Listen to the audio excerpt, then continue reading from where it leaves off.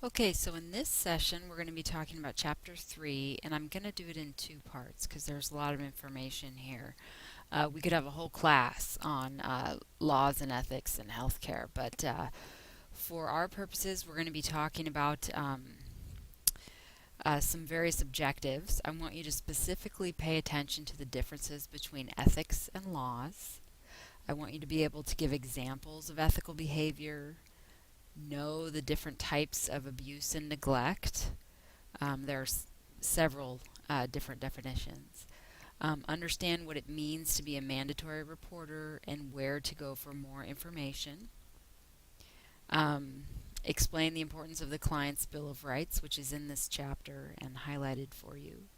And then I want you to be aware of some other terminology. We're going to talk more in depth about HIPAA in the next session, but I want you to be familiar with advanced directives. Living wills are an example of that. DNRs and hospice. So again, just to let the cat out of the bag. Ethics is having the knowledge of right and wrong, and laws are rules that are set up by the government or some other agency to help people peacefully live together and ensure order and safety. So we have our own personal ethics, which can come from a variety of sources, and we have laws that reinforce the general consensus. So let's talk about ethical behaviors. Here are some examples. Being honest, that's number one. Protecting clients' privacy, very important. Something we may not have thought of is accepting gifts. You don't want to accept gifts from clients. That can be difficult because you're in the home setting. You spend a lot of time with the client. They may want to give you something, and you just have to politely refuse. Of course, you don't want to become personally or romantically involved with someone that you're caring for. And of course, you want to be report abuse or suspected abuse, and we're going to talk about that a little later.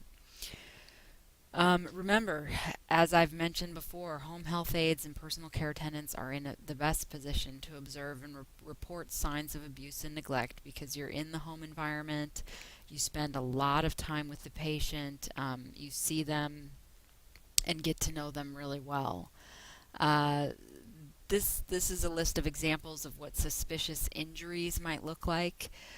This could be trauma, marks on the body like teeth marks, belt marks, strap marks, bruises, contusions, even fractures, dislocations, so on and so forth. Bruises, bleeding, things like that. Other signs of abuse might include yelling, fear, apprehension, poor self-control, constant pain, mood changes, low self-esteem. These things could be subtle if they happen a little bit at a time over a long period of time, but you want to pay attention to those things. Signs of neglect might include pressure sores. Those are pretty obvious signs of neglect. When a client can't move in the bed and they spend too much time in an area where a joint or a lot of body weight rests, they can develop pressure sores, which can be very serious. Soiled bedding and clothing, lice, dehydration, all those kinds of things would be indications that something's seriously wrong. So, home health aides and personal care attendants, along with all healthcare providers, are what we call mandatory reporters. So that means that you're legally required, if you suspect abuse or observe abuse, you have to make a report. There's no question really of if. That's the next step. So you can visit this website. There's a lot of information there. That's the state website. For adult protective services.